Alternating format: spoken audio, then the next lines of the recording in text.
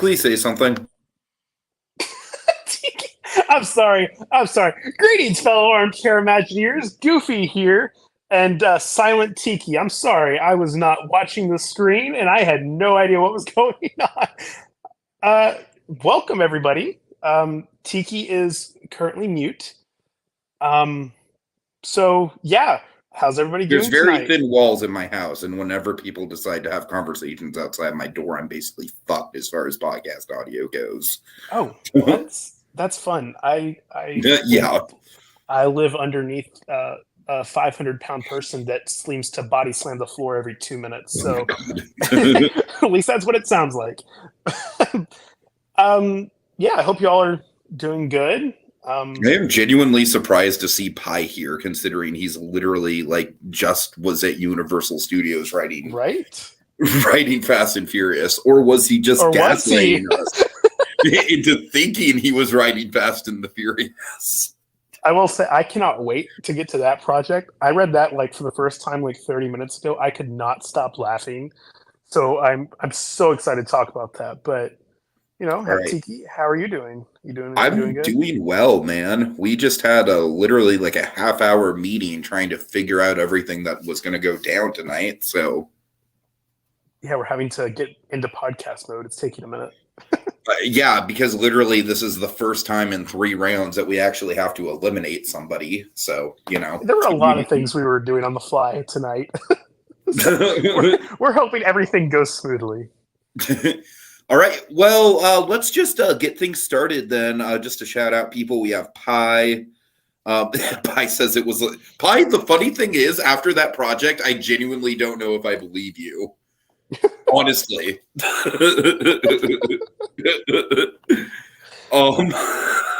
So great. So we have Pi, we have Tegan, we have OSU, we have Peregrin. I think that's everyone so far, right? Yeah, that's all I see. Yeah. Okay. So let's just jump into confessional corner. Go right ahead. All right. So we had some more interesting confessionals as always. I'll say it again. I'm so glad that we have the same 5 questions for everybody now. Makes it way easier on me trying to gather up all the answers. So our first question was, I really appreciate it. So our first question was, as we get near the end game, how important is taking on a leadership position? And we had some different opinions on it, I think. So we had one person that said, now's the time in the competition when you need to step up and show your skills. And that means being a leader somehow, whether actually being the project leader or just contributing, being a leader in contributions. And somebody else said, I think that it's more important than ever because it puts you in the driver's seat. Another person thought similarly that it's important because it helps you stand out. But, when we get down to this few people, your output does also matter. But yeah, so and then there were a couple people who said that they thought that the leader is important in multiple different ways. In the merge, it wasn't so much at the start of the merge, it wasn't as big of a thing because everybody was kind of working together and there wasn't as much organization. But everybody's busy right now, and it's important to keep things moving, keep things organized. It's a good way to stand out. But then somebody else kind of had a different thought. They said, it's not really that important. I just participate in these competitions to have fun and make some fun attractions, which is completely valid. That's totally fair and valid. Yes. Well, I mean, we being project leader, it puts a target on your back as well. So it's not something and that it you have literally to do. puts you on the front lines to potentially be eliminated. It hasn't happened yet, but right. And then the last person said that it kind of depends on your goals in the game. It definitely gives you a leg up in strategy, but it's also there's some give and take because you're put up for nomination. But honestly, you don't really need to be a project leader to win the game. If you're just a solid player who doesn't want to play strategy, it's not the most necessary thing in the world, which I think is the right approach. I mean, there is a strategic element to it, but a lot of it is just the real point of project leader is just to make sure that your entire team is working cohesively together before the strategy or anything else, I think. Mm-hmm.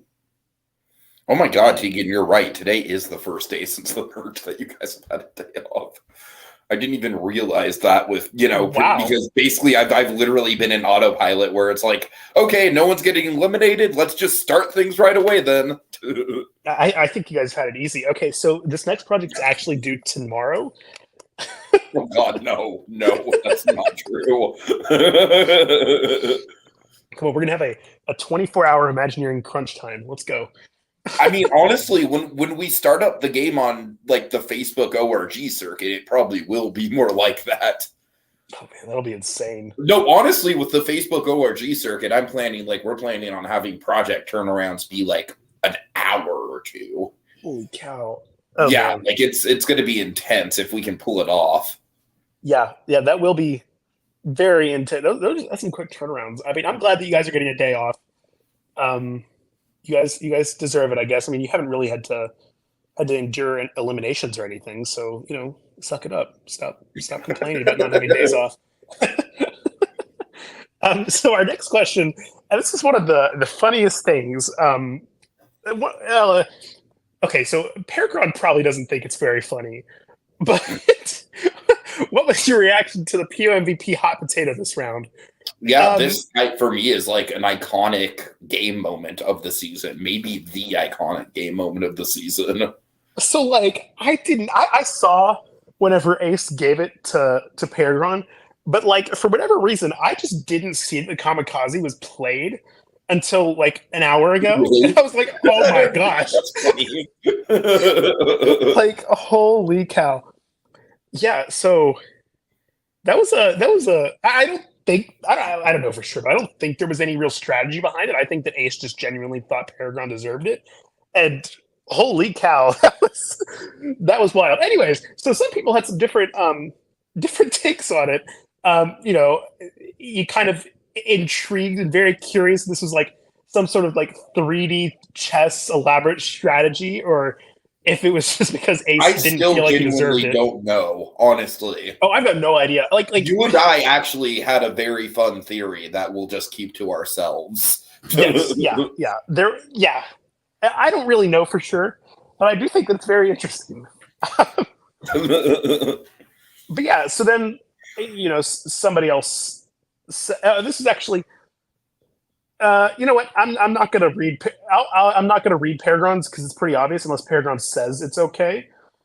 But Ace said, "LOL, my bad. I should have kept it, but also very glad I didn't. That was a lot of fun." And then somebody else said, "Well, I was wondering how many of us would have a turn with it, but for real, it was surprising. At first, I wasn't sure if Ace was just trying to bow out of the game in a way or what. I feel awful for Peregrine, though, the illusion of safety." Yeah, honestly, that's what I thought whenever I first saw it. I was like, is Ace like trying to drop out of the game here? And he wasn't. He was just that is exactly what I thought too. And I was getting nervous, especially with the other. And honestly, there was a little bit of a dropout scare with Monkey as well. Like he didn't outright say I want to drop out, but he did ask our thoughts on it. And I was like, Monkey, please no. Yeah. Well, thankfully, we are going to have to crush one of your dreams for real tonight. Right. Okay, so I couldn't live another round without doing that. I really right. No, we're just gonna start eliminating random people anyways. Like, okay, so Peregrine said that I could read it. So his reaction to this POMVP hot potato, he said, "I struggled this round because I lost power early on and didn't get to sign up for stuff and missed basically the whole first day of brainstorming. When Ace tossed it to me, I felt that it was kind of a sympathy thing where they felt that it would benefit me in the position I was in. Definitely didn't just want to skate by with POMVP, but it gave me some reassurance. When it would later go on to be stolen from me, I won't lie, I was a little crushed, not because I care all that much about being safe, but because due to the early conflict I had, I feel an easy pick for elimination, so that extra bit of security was nice. It basically went from a safety net of comfort to a blatant kick in the net." Hey, that's the game, I guess. I mean, I'm not gonna lie, as much as like I hate to bring drama on people, that is kind of exactly the result I wanted from the Kamikaze. So, and we also didn't really get a great result from the bronze POMVP. No, we really didn't. Yeah, so like I it is what it is. Or really the unobtainium either, because Space just instantly dropped out. That really didn't affect the game. I was trying to remember the name of the other one. Yeah. We're right now we're 1 for 3 on on PMVPs, but there's still one out there that must be played. If it's going to be played, it's got to be played by this next round. Next round, indeed. We will go over that again before the podcast is over, I am sure. Yes. But yeah, Paragon, if you like get eliminated or something, you can always like climb some rock walls or something. Have some fun with that. I know how much you love rock walls. Okay, so which of the announced Nintendo IP are you most excited to work with this project? It's kind of interesting though. So I had a couple people that said that they love Star Fox 64, and so they think that that's going to be a very, very fun project for them to work on.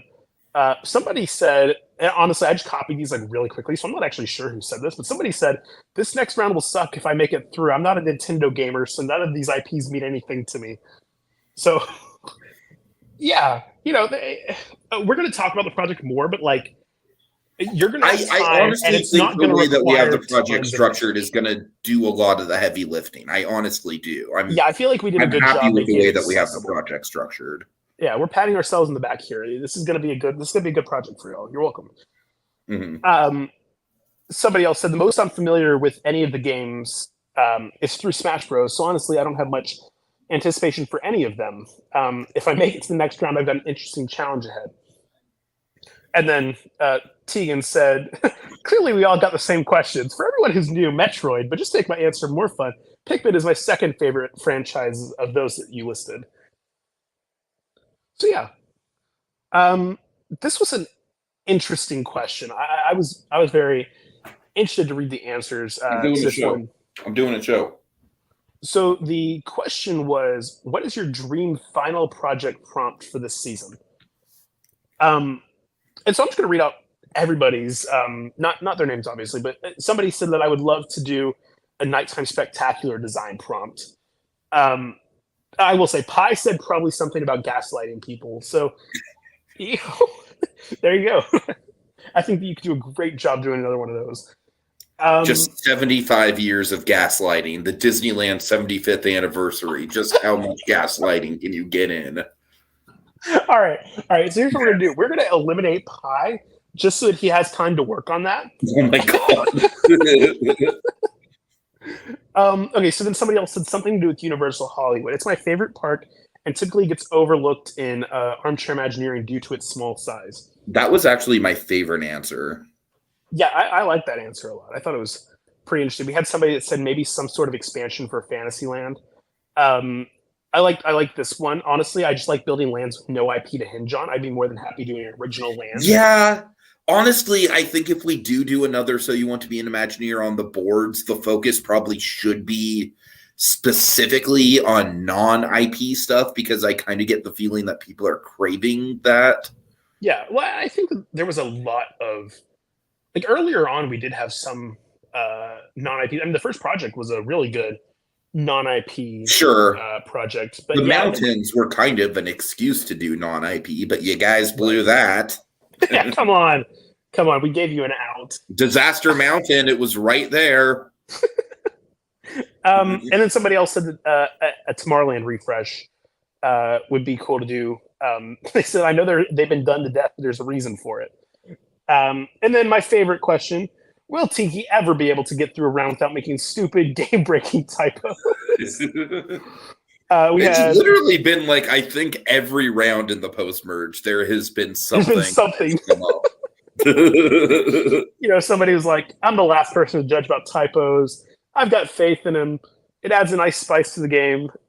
And highly unlikely, but we love you, Tiki. Oh, you think Great Movie Ride 2 kind of struggled due to specifically the lack of IP, Tegan? Is that what you're saying?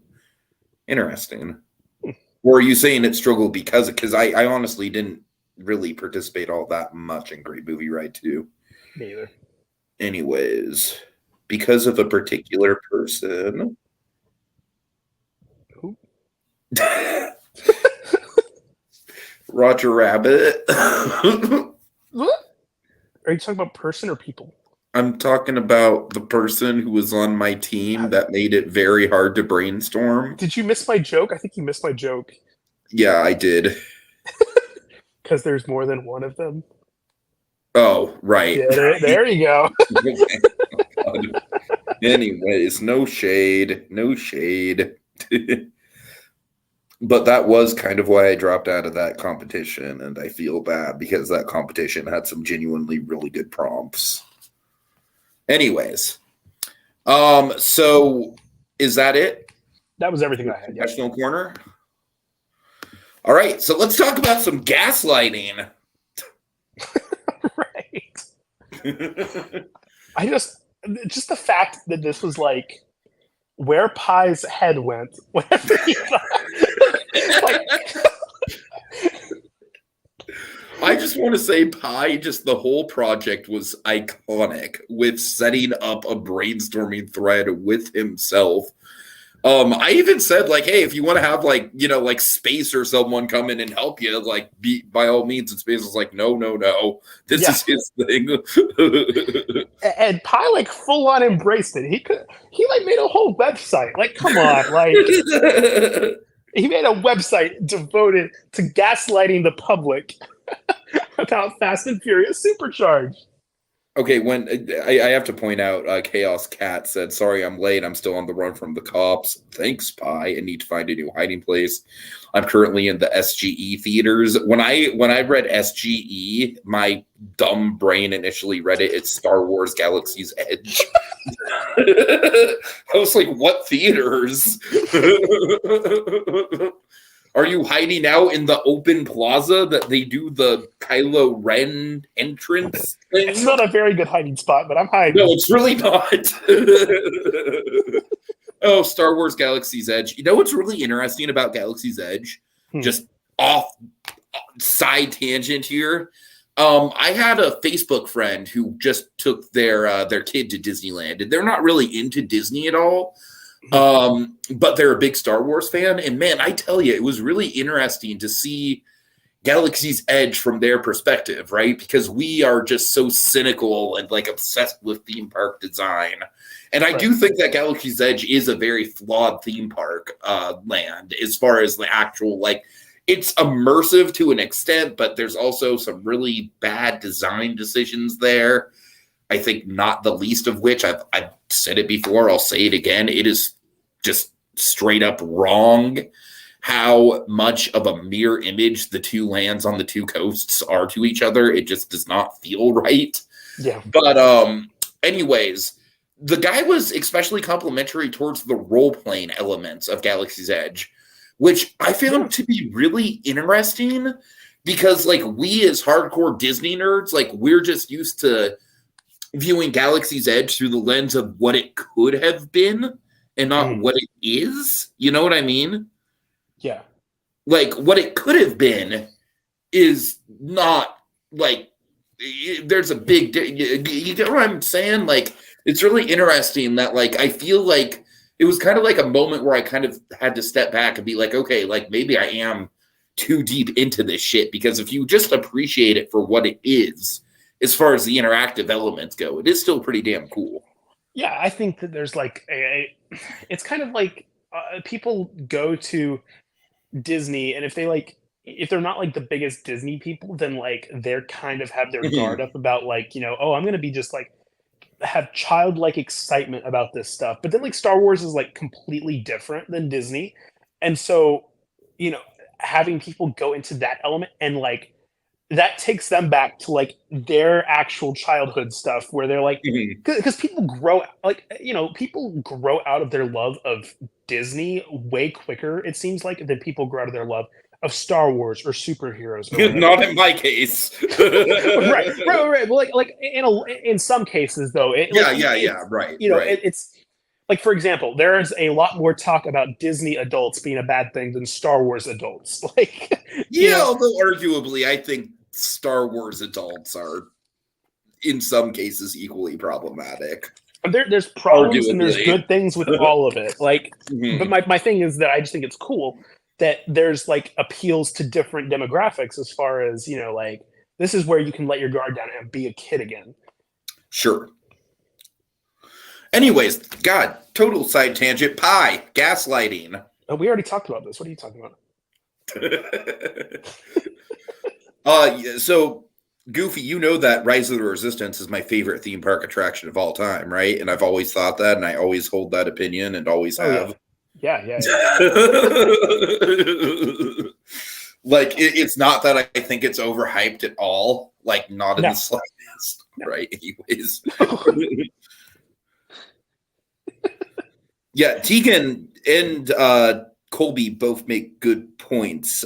He says, Tegan says, just goes to show we aren't the target demographic. And Colby says, as a Star Wars fan, I love Galaxy's Edge. As a theme park fan, I don't like it. Yeah. Anyways.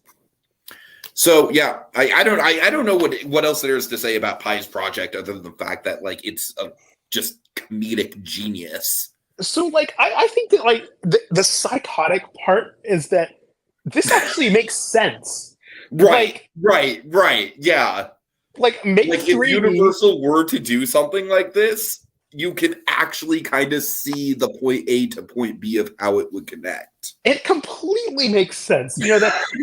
Like, I'm sorry, he has like completely pulled me towards this. This makes complete sense. I mean, he's done so good of a job that, like I said, I am even questioning whether or not he actually went to the parks today. Honestly, like none of this is real. Like, come on, let's just think about this for a minute, right? Like, let's go through this train of thought. Oh God! I'm sorry. I just read this, and it's the most brilliant thing ever. So you just bring in 3D, and you don't acknowledge it at all. Yeah, that I really like that. And also, you bring it in the weekend that they announce the Epic Universe opening date, just so that all eyes are going to be on that. Yeah, so it's like nobody notices it because nobody pays attention to Supercharged anyways. And then you also make the graphics worse. Oh my God.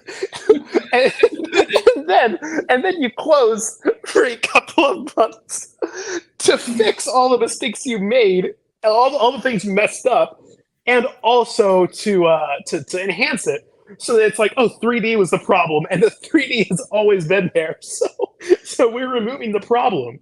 Oh my God! Right. And then you go into, you got to damage the reputation of the ride that was there before it, so that people are less mad that it's there. I mean, it's, you know, you get social media people on board, influencers and stuff like that. It's genius. And then by the end, you know, you've sold me. It's a 10-year anniversary, and it's the best ride in Universal. I mean, I still think it's like I'll say this much: I absolutely would not rank it as the worst ride in Universal. I say that mostly because of the pre-show. All right, like I truly think the pre-show is an ironic piece of like Andy Kaufman-esque performance art, but because of that damn pre-show, I cannot rank it as the worst attraction in Universal in all good consciousness. I can't. It's pretty darn close, though. And I unironically like the party bus. I'm fucking sorry. Apparently. But look, I would be on board. I would embrace the gaslighting. I don't know if it's like, I'm sick, by the way, and I'm like kind of loopy a little bit. Oh, God. I don't know if it's like that, or like if this actually makes legitimate sense. For me, my ideas for this prompt literally began and ended with like, yeah, it's like after hours. You can loop around the ride and drink alcohol while you ride the ride. Yeah. That was literally the extent of what I thought you could do with this prompt. And he didn't even change anything, really. All he did was fix the graphics a little bit, and boom. I love it. This was genius. Best project of the season. Let's just go ahead and call it here. Pi wins. I feel like the Vekoma SLC at Discovery Kingdom is also kind of like getting into that territory where the people running it just actively acknowledge that it's shit. Yeah. Which is like, that's when you've gone too far. I mean, come on. This is a 5-year-old attraction at Universal. Like, this is a big theme park, a new attraction, and the employees are like, yeah, this ride sucks. Kong is literally like, I literally think Kong is like pushing close to like 30 years old at this point. That's not. Oh, that ride needs to be replaced so bad. Colby, Paragon, I'm actually curious. Did you hear about the new Discovery Kingdom announcements they just made? Let me know in the chat. I'm curious if you have heard those announcements or not. Anyways, so let's get on to the main event, the mountains. Wait, this was the main event. This is what I was here for. Totally. I'm done now. So, right. Muppet Mountain, I think I like this a little bit better than you did. For me, I really appreciate the fact that they took what could have been just like a giant cameo fest and turned it into like an actual creative environment that just happens to feature the Muppets. Mm-hmm. And I honestly think that's kind of where you and I sort of diverge in our opinions on it. Yeah, I was having a tough time explaining my feelings on it because, like, I don't really have a specific bone to pick with anything on this. It's just like it doesn't really feel like Muppets to me, and I don't really know why that is. I thought it feels like the rest Henson. of the lane. That's fair, and that's slightly different than what my expectations were going into Muppet Mountain. It feels like Muppet characters in a Henson environment, which to me is totally fine. Yeah, and that's that's okay. And I'm not saying that this. In no way am I saying this is a bad attraction. This would definitely still have appeal to people, and I love that the Muppets are getting representation. It was just kind of a weird combination of me feeling like this isn't really what I was expecting from the Muppets, and then also like reading through the attraction, some of it was like it was very easy to get lost in with all the dialogue. There were parts of it. It was too dialogue focused. I will say that the formatting, like I've tried to make a point about this in all my feedback, but I think generally speaking, when you do dialogue and formatting, it's much better to format it as if you were writing dialogue for like a novel or something rather than a script. You know what I mean? Oh yeah, 100%. Yeah. I feel like when you have it like, and then Gonzo exclaims blank. Right. It just flows better, you know? Right. Then this entire project was like 30 PowerPoint or 30 slides. So, like, it was definitely a lot. I will say that I got a little lost, like I said, in some of it with like, there were a couple of points where they were talking about how like, this Muppet is interacting with this thing over here, and this Muppet's interacting with something. And I'm like, I thought they were all in a bus. Like, right. No, I hear you. There was definitely for the four main Muppets that they chose, I thought that it was a really good combination of characters that really kind of flowed well into each other and bounced off of each other well. But at the same time, I feel like I was also having a problem distinguishing how they were going to be interacting with the actual ride. Like I was definitely having that issue as well. Yeah. I will say though, like you said, I really liked the cast. I thought that, having Bobo, Pepe, and Walter at the center of it were Walter is like my jam, man. Walter is low-key one of my favorite Muppets, and I think he's criminally underused. Yeah, no, I thought it was. I really liked. I like the idea behind. I like the dynamic and everything. It just wasn't like 100% syncing up with me. I guess. The comments right now. Oh, we're just counting now. Okay. Like, are they like counting to something? I feel like I'm being gaslit. I was going to say they're about to tell us what are you talking about? There's nothing happening. Odd. But yeah, so that was for me. I really, really liked the Journey to the Center of the Earth's parody stuff, and I was nervous that they switched gears on it so late into the whatever you guys. So I was nervous that they switched gears on that so late into the project, but I think it paid off. Like for me, I think having a Journey to the Center of the Earth parody and then also a Star Tours parody in the same land actually makes everything kind of flow together a little bit more. Yeah, well, I think the part of it's also that like the Star Tours parody was also much more obvious, I guess. You did understand. I did understand the journey into the center of the earth, but it felt like something that a lot of people would miss. They'd be like, "What the heck are the Muppets doing in this?" Um, but, I love the comments, man. Points to whoever gets my my numbers that I just put in the chat. Does anybody understand those numbers?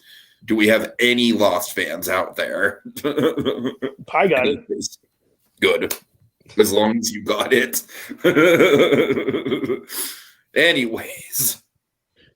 But yeah, so going yes, off of that, right? Lost numbers, Pi.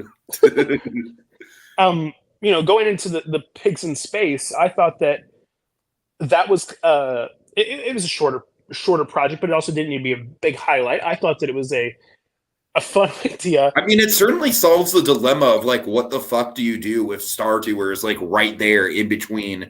Like, because as it stands now, I think Star Tours is like the big thing that threatens Muppet Vision's life. Honestly, right? It's like they look at Star Tours, they look at Muppet Vision. They're like, one of these two things has to go. Yeah, yeah. Well, that's exactly right. So I think that they did it. It was a very smart thing for them to basically go, okay, screw it. We're going to make a Muppets land here. I will say, I did not know that art of Fozzie as Han Solo existed. And like, I love it. It's perfect.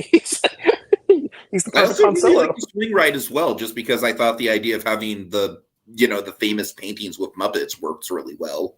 Oh yeah, I thought that was great, and also the Miss Piggy's swan boats. Like I thought the entire theme of the land was a super cool idea to have. I thought the Miss Piggy swan boats was a bit much. I'm not gonna lie. I thought it was funny. I totally forgot those were even a thing until you brought it up. I don't know. See, the thing is like I feel like there is like a certain.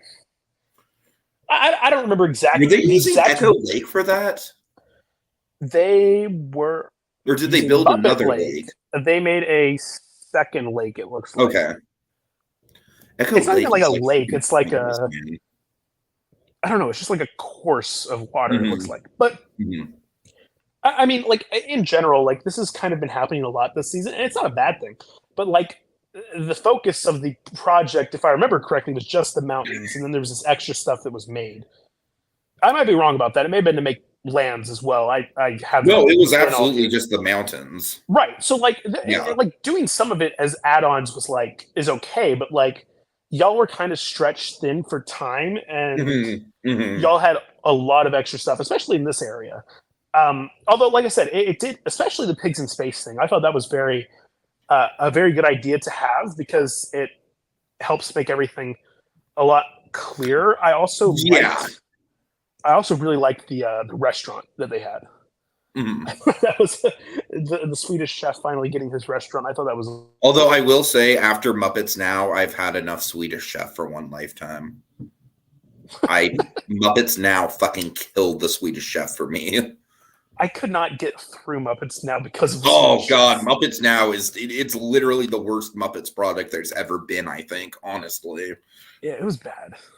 Anyways. Ooh. But yeah, I mean Earth to Ned was okay. Nobody ever talks about Earth to Ned. I do know what that is, I think, but I haven't seen it. Paul Ruger, man. Paul Ruger. Freaking away. No, Tegan, Miss Piggy Swan Boats is Tiki's rock wall. I like it. So this is Tiki's problem. I think that they're great. I think that it was a funny idea.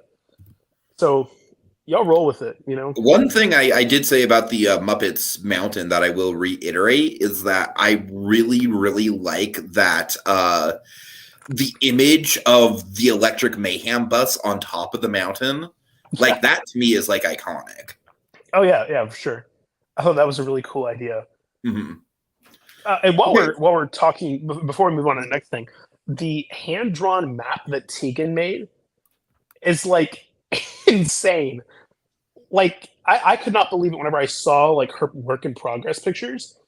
But like it's very impressive that she was able to make it like look this good. So yeah, good job. That was really cool. It makes me feel bad about my abilities, but whatever. That's okay.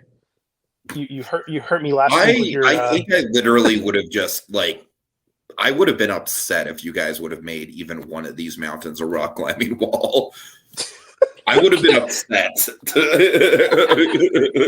I would not have taken that joke well.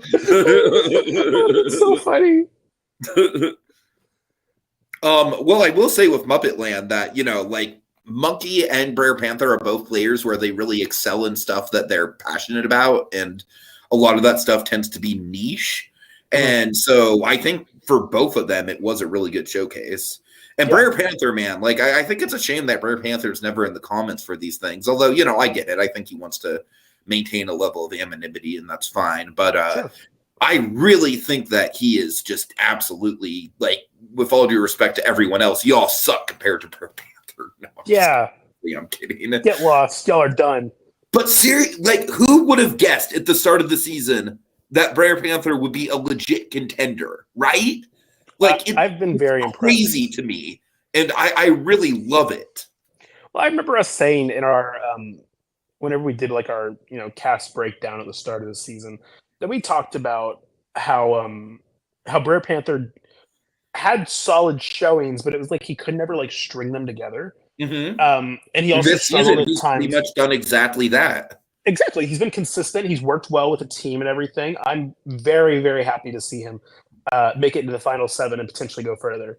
And yeah, I will say OSU makes a really good point that Hollywood Studios definitely does need more seat tickets. And y'all did make that kind of the thesis of your project that you want to. It needs literally anything. Yeah, but like their whole thing was that some people still see Hollywood Studios as a half-day park, and those are the people that are rich enough to buy Genie Plus and can go through all 5 attractions really fast. But for everybody else, whenever I hear the term half-day park now, I think of the Jenny Nicholson bit where he's like, and it was a phrase they called half-formed Quasimodo. They called it a half-day park. It's a half-day park. I think she does that bit in her Pandora video. Oh yeah. By the way, she promised a part 2 of the Galaxy's Edge video that she never followed up on, because she did her first Galaxy's Edge video when it was just Smuggler's Run. Oh, anyways, okay. She's gaslighting all of her viewers now. Yeah, she's like, "What are you talking about?" I did the Rise of Resistance video. It's totally up there.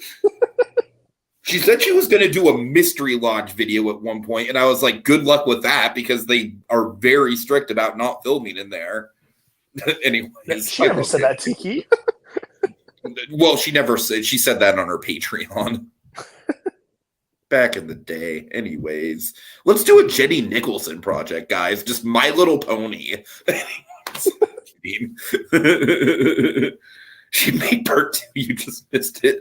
I wish that was true, Pi. I really wish that was true. You know what's disturbing, though? You cannot find hardly any Lindsay Ellis content on YouTube anymore. Like, she has scrubbed her presence from that site for the most part. That is sad. Anyways. Where were we? I honestly don't know. Take make another good point that, it's also... It can also be a half-day park for people who don't like shows or only do e-tickets. And I'll add on people who don't do e-tickets. I think that you have to do everything if you're really going to make it a full-day park. So you're definitely right. There do need to be more. I did a full day at Hollywood Studios the last time I was in. That was not the last time I was in Florida. God damn, my Florida trips are melding together at this point. It was my 2021 trip, so it was like kind of like in the thick of the pandemic, right? It was like my buddy was going away to the military, and so it was like kind of like his going away trip. But we weren't even planning on doing Hollywood Studios until I got there, and I had we were just planning on that day being an off day, but I had such a hell of a time. With I literally had a fucking 8-hour layover in Phoenix that flight. Geez. That was unplanned. Yeah. So when I got to Florida, I was like, there's no fucking way I'm taking an off day. I will gladly lay down $150. We're going to Hollywood Studios. There you go. And I had a full day out of it, man. We got a full, that was actually one of the most satisfying Disney park days I think I've ever done. Because we did Runaway Railway like 3 times. We did Slinky Dog Dash at night for my first time, which was really rewarding to do. That's really cool. I mean, not a great coaster, but a great night ride, you know? Right.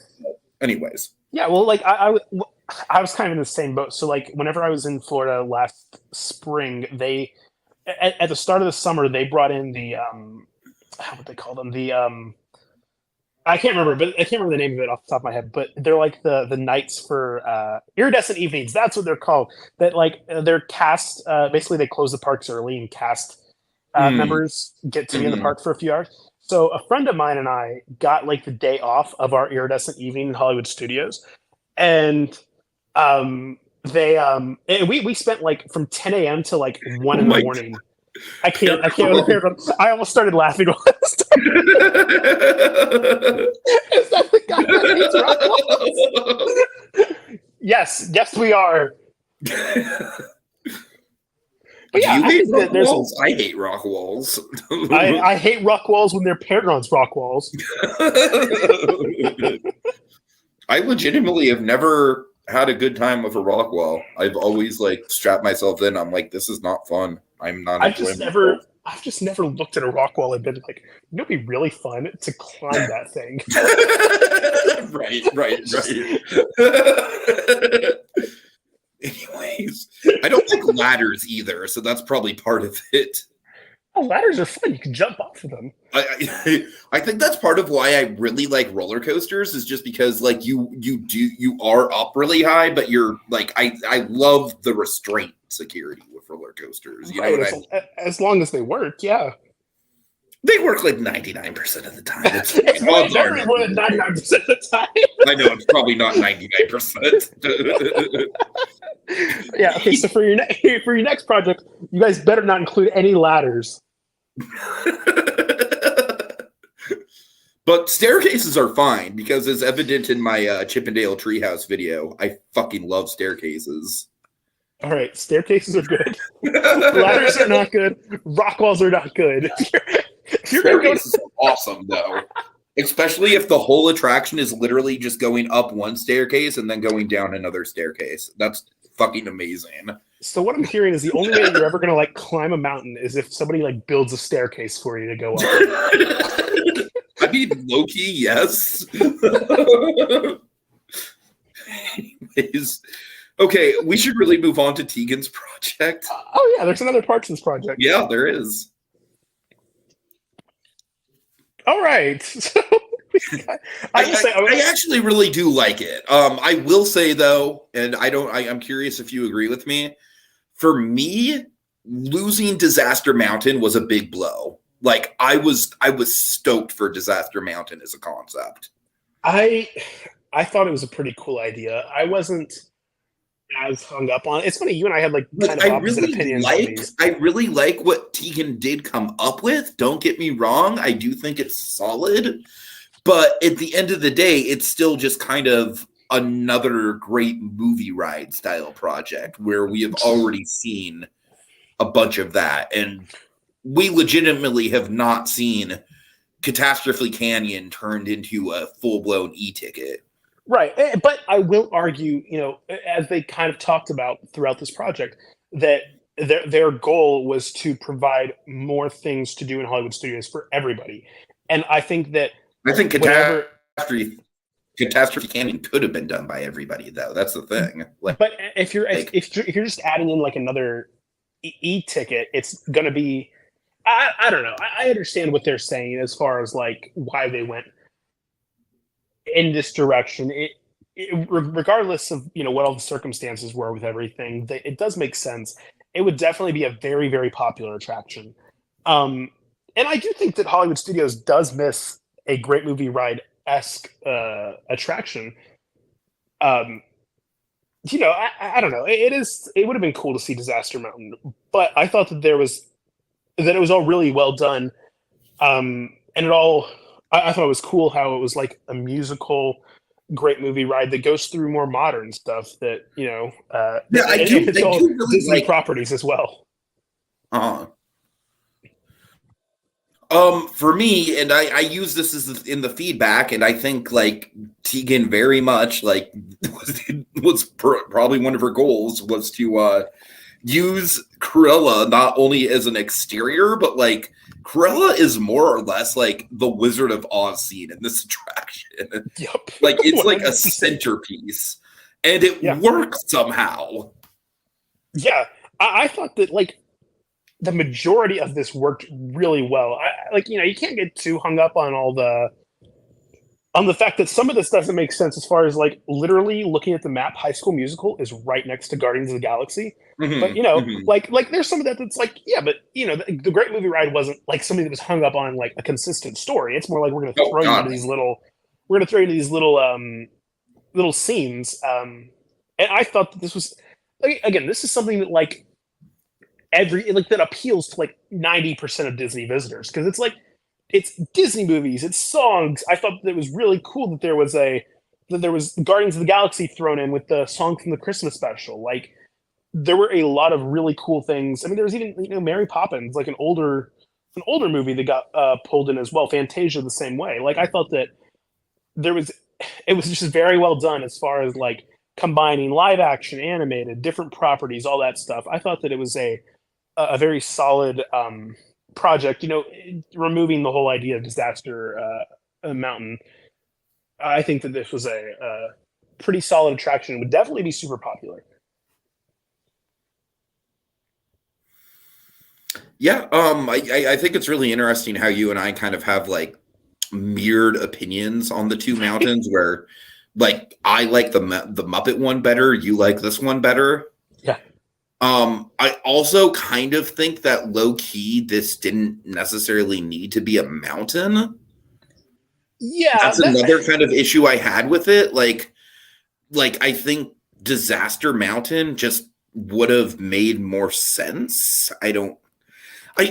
Again, I hate to just be the guy who's like, you should have gone with it, but they were so far into the brainstorming when they flipped, and that's another thing where, again, it's a really solid attraction. Like they do make some really good creative decisions. Like I really did like the fact that the Guardians scene was the Christmas special. I thought that was a really unique choice. At the same time, though, I feel like some of the scenes are a little stock. Like this isn't the first time I've seen the light scene translated. This isn't the first time we've seen Bald Mountain translated. You know what I mean? Yeah, but like some of this is like really iconic stuff, and I've never seen High School Musical translated into something. Well, like no, this. And honestly, I would have been surprised if we went the whole season without High School Musical making an appearance. Right. But I will agree with you though. Like this one definitely felt less mountainy than the other one, and definitely less than Disaster Mountain.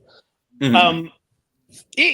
We weren't exactly particular about what we were looking for in a mountain, and I think that you guys did a good job in translating those in a way that made them appealing. I also just think Disaster Mountain just rolls off the tongue so freaking well. Like I think it's just like an instantly iconic name. It's kind of like in that Splash Mountain realm. You know what I mean?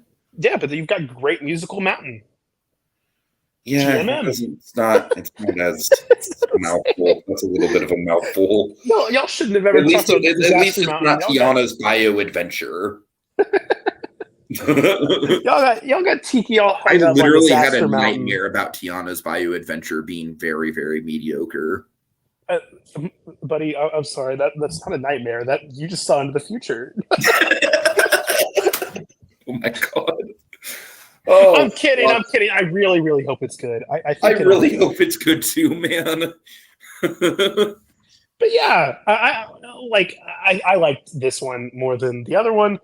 Tiki, you liked the other one more than this one. I think that I think that's actually a really good indication of a solid project, though. Right? Yeah, this doesn't happen very often where we're decidedly like split on which is the stronger of the two.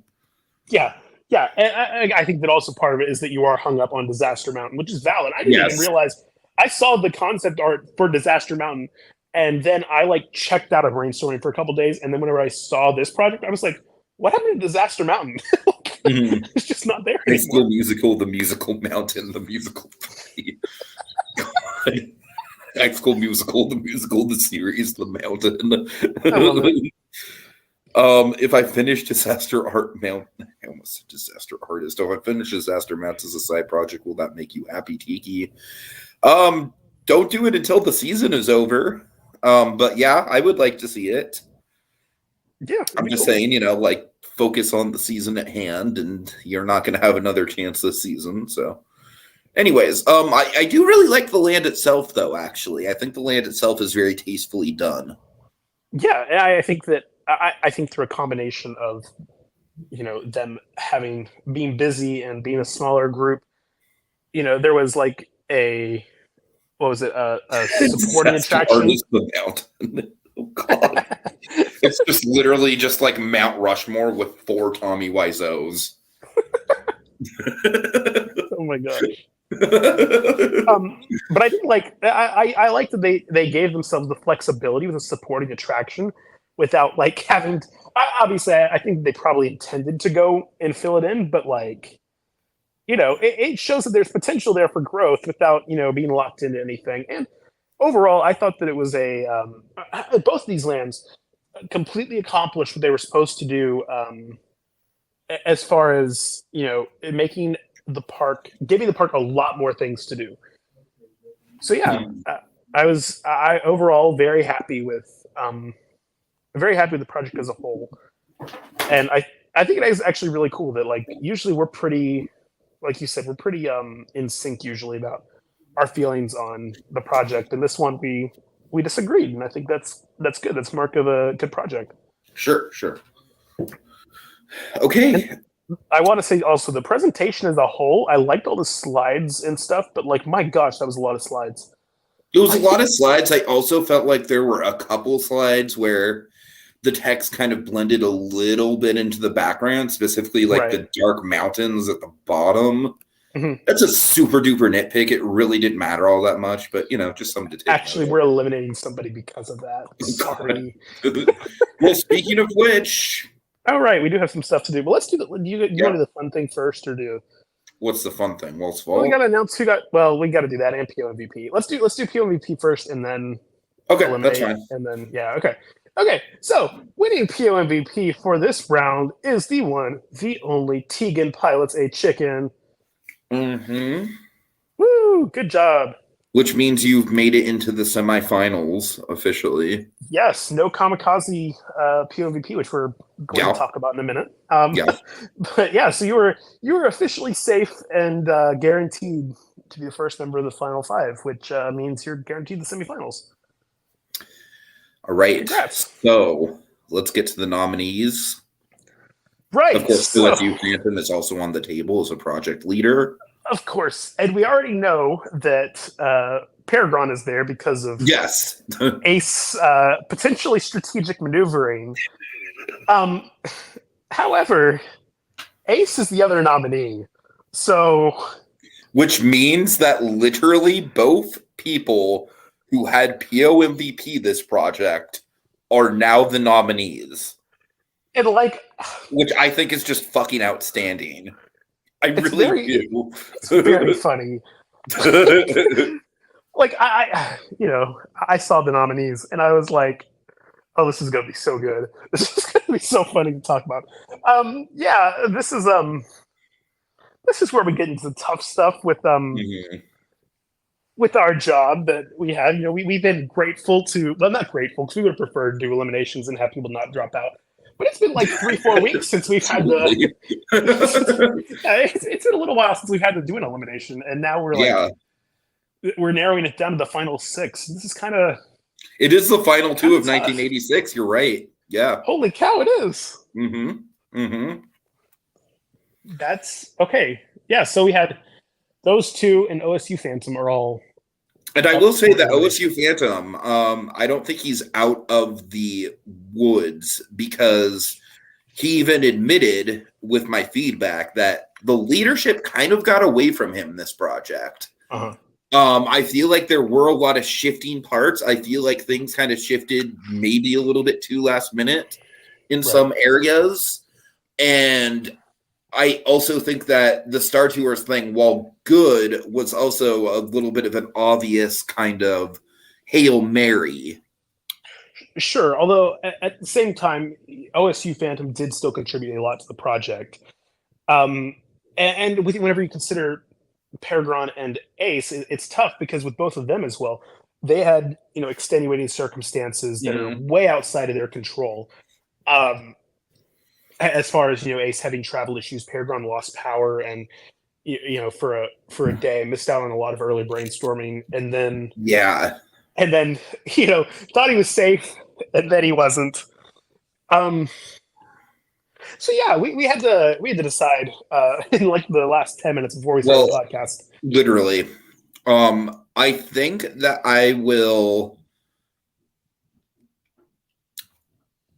we should probably let somebody off the hook now just to tease up the suspense, like American Idol style. Yeah. Okay. So, which of the two people that are safe do you want to announce right now? Well, I feel like he's had a tough time, and he doesn't deserve to be like yanked around with this. So we are going to say that Peregrine is safe. He's played a great game to this point. I do not believe that he deserves to be eliminated based off of everything that's happened. So yeah, Peregrine, you were safe. You were making it to the final six, which brings it down to OSU Phantom and Ace. Yeah. I can actually do the honors on this one. Oh, sweet! This is a first. Yeah. So ultimately, this Ace definitely contributed less to the project than OSU did. But at the same time, we also definitely have to factor in the extenuating circumstances, which honestly, I think Ace's circumstances right now are literally like some of the most unlucky that I've seen in the game, as far as like he would have been here like 2 days ago had it not been for the travel issues. Yeah. So but on that end, we also have to kind of take a look at the season as a whole. We did say that we were starting fresh from the point of the post-merge, which we are, so we're not really taking pre-merge stuff into consideration. But just based on that, because honestly, as far as I'm concerned, like basing it off of the contributions from this past project are a little bit of a wash just because of the situation. You know what I mean? Mm-hmm. Yeah, for sure. So we are going to be judging it based on the overall performance in the merge. And with that in mind, Ace, I'm sorry, but you are our 7th place finisher. Damn, that hurt, man. That hurt my soul. Oh, that was tough. This is legitimately the hardest one of the season so far, like without question. Yeah, we've had some tough ones. This one's brutal. This one, Oh man. Yeah, especially like in Ace, I want you to know it's not the travel issues. Like I'm really trying to stress that. I don't know if that makes you feel better or worse. Like I hope it doesn't make you feel worse, but it really did just come down to the fact that throughout the post-merge, I definitely think that OSU has been a lot more actively engaged. I think with Ace, there were a couple different projects where he seemed a little bit more checked out. Mm-hmm. And so it really did just kind of come down to level of engagement. Yeah. I feel bad about it. This is the second time I've had to eliminate Ace from a competition, and I know he hates me for it.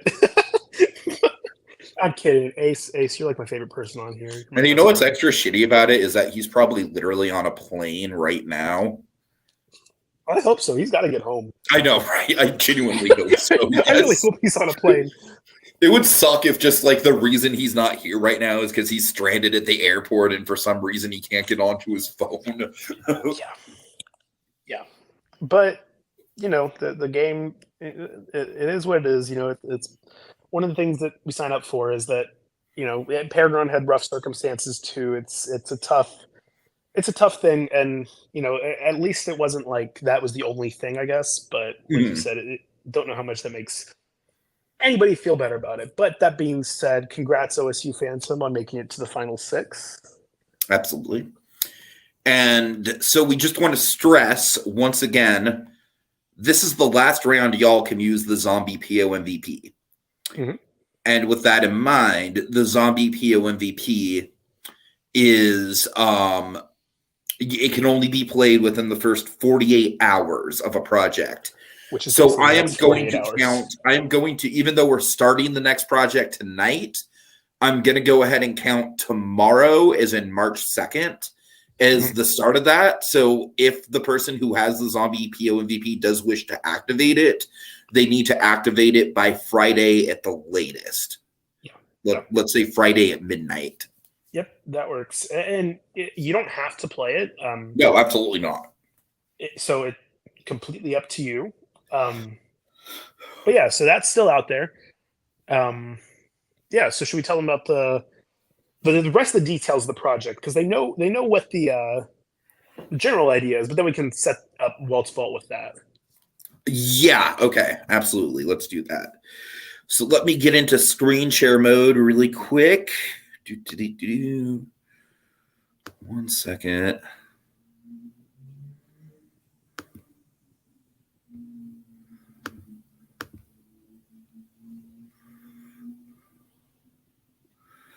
Okay, yeah, I mean, obviously y'all kind of know what the project is, but like I've kind of been hyping up, we have formatted it in a way that I'm hoping will make it a little bit more accessible for everybody. So, all right, just to read it out loud, Season 20, Project 10, Nintendo Sci-Fi City. Look at all those damn Ridleys. Look at that. You have to have 2 different Ridleys in your park. No, I'm kidding. Okay, you know it. You love it. Nintendo has become a recent goldmine for the Universal parks. While they've been keeping to the platformer genre with the current Super Nintendo role plans, there's definitely been talks of expanding the theme park presence outside of the company's more kid-friendly franchises. This is where you come in. For this project, the Merge team must use Springfield and World Expo areas of Universal Studios Florida to design a Super Nintendo World expansion themed around the company's sci-fi franchises. Now, this is the twist to the project. Basically, you want to explain it, Goofy? Yeah, for sure. So one of the things we wanted to do to make it more accessible and also to kind of simulate the way that a lot of theme park expansions go is that we're basically doing a lot of the heavy lifting on the brainstorming for y'all, as far as basically saying what you have to use for the framework of your attractions. So what we need is an attraction from each of these IPs, Earthbound, Star Fox, Super Mario Galaxy, etc. And they have to actually replace and kind of use the same ride systems as whatever. So, for example, Star Fox is replacing the Simpsons ride as a simulator attraction. You have Metroid replacing Men in Black as a shooter dark ride, and you're using the same building. You can modify the exterior a little bit or whatever, but it's like that's your footprint. That's what you're working with.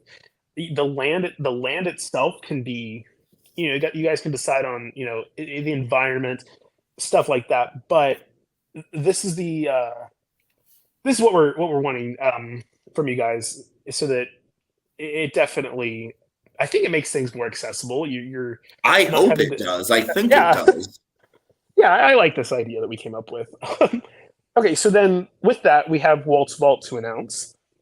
I'm going to go ahead and post the project so y'all can go over everything. Sure thing. So Walt's Vault was given to OSU Phantom, and OSU Phantom decided to open it, which means that I don't think that we had a single one that wasn't opened, which is great. Because no. At this point, asking is just kind of a formality. Right. So with this, the Walt's Vault twist is that it's kind of a little interesting to explain. So basically, we have like, I think 6 or 7. Well, let me answer Pi's question. Do we need to reuse the exact same ride systems, or can we replace things like Simpsons Kang as long as it's simulator flat ride. I honestly think it's a case-by-case basis. For King and Kodos, you can go ahead and just, as long as it fits the footprint, it doesn't necessarily have to just be like a reskin. But I would say specifically for Star Fox and Metroid, those are the two that you're really going to have to look at. Like, we are kind of expecting you to reuse the ride system for Star Fox. Asterisk. There we go. Okay. Back to that. Yes, thank you. And then also for Metroid, just to make it interesting and to just kind of make life a little bit more difficult for Tegan, you have to reuse the Men in Black, like everything from Men in Black. So basically like the queue space, the ride vehicles, the track, everything can be reskinned, but all the components have to stay the same. Yeah, we're not directly targeting Tegan, by the way. That's just that was something that we came up with before. Yeah, no, I've come up with that from pretty much the get-go with this prompt. Yeah.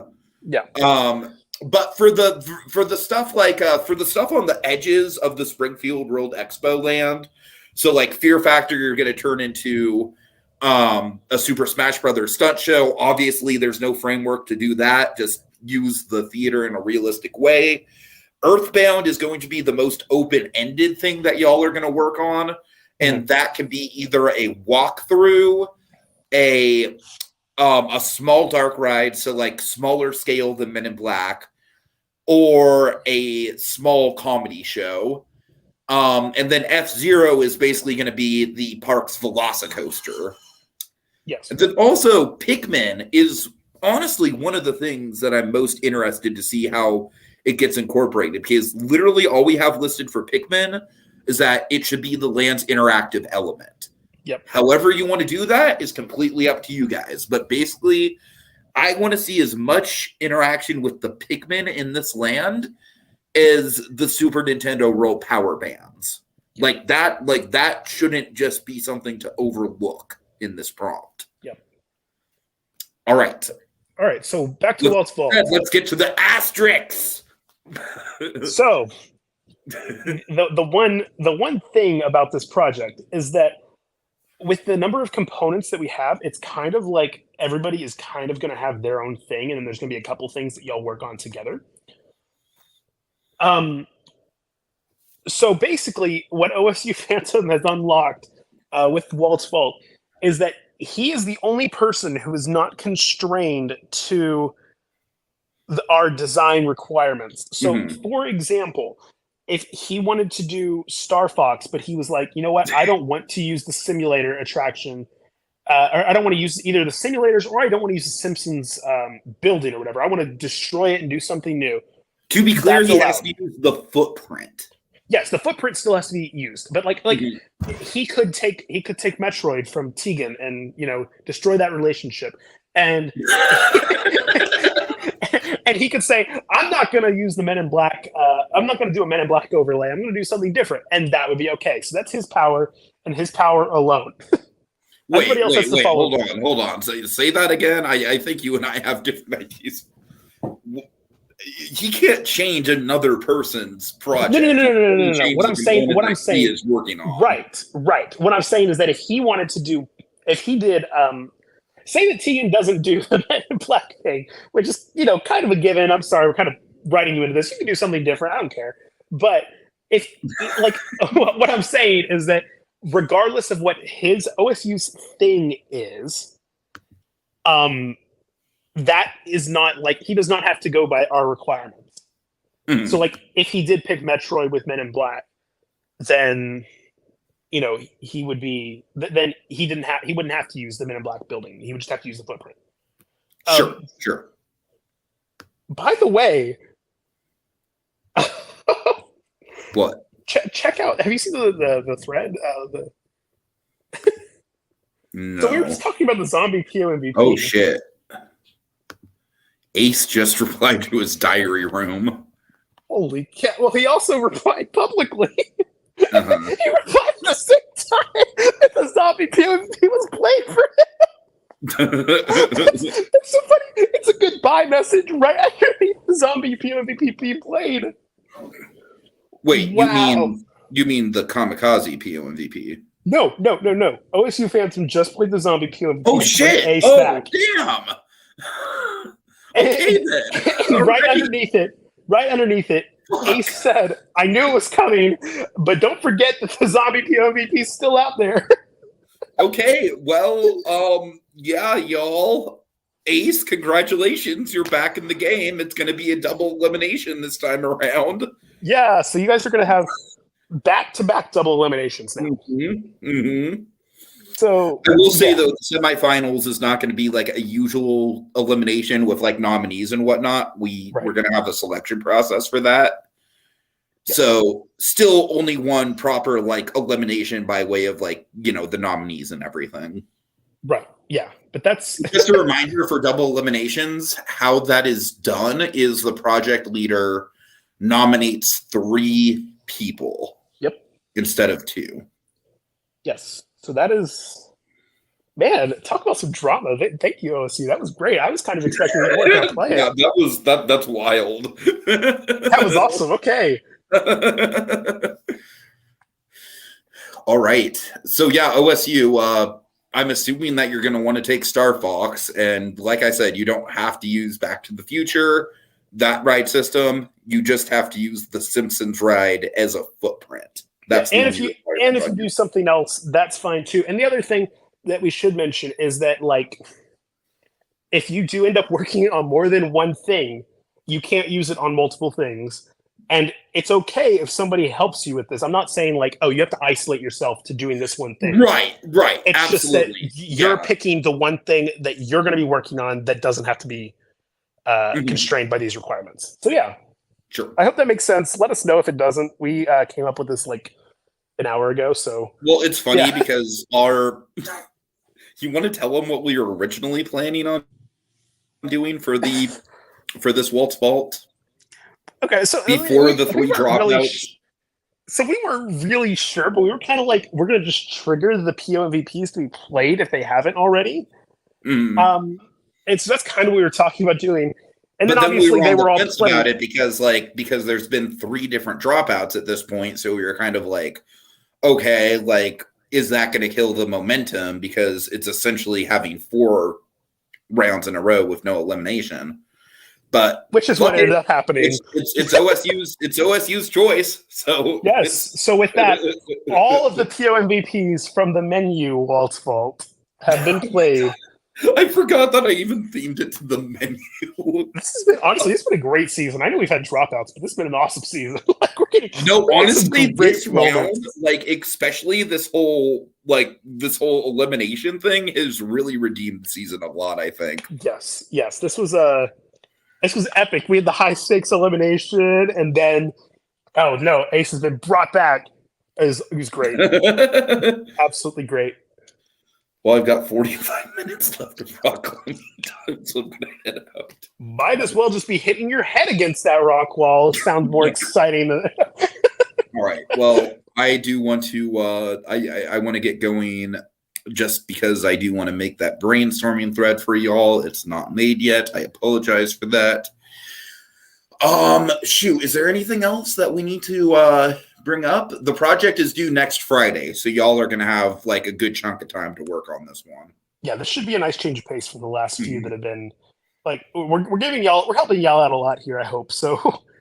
Yeah, I hope people don't feel constrained by the requirements. Like, I feel like in a way some of it was meant to be challenging, like especially the Metroid thing, Tegan. Honestly, like that is kind of partly like designed just to throw you off of, because I'm sure you have a million different ideas for what you want to do with Metroid. So that is kind of a little bit of an equalizer. I'm not going to lie, but anyways. But yeah, I think that's about it.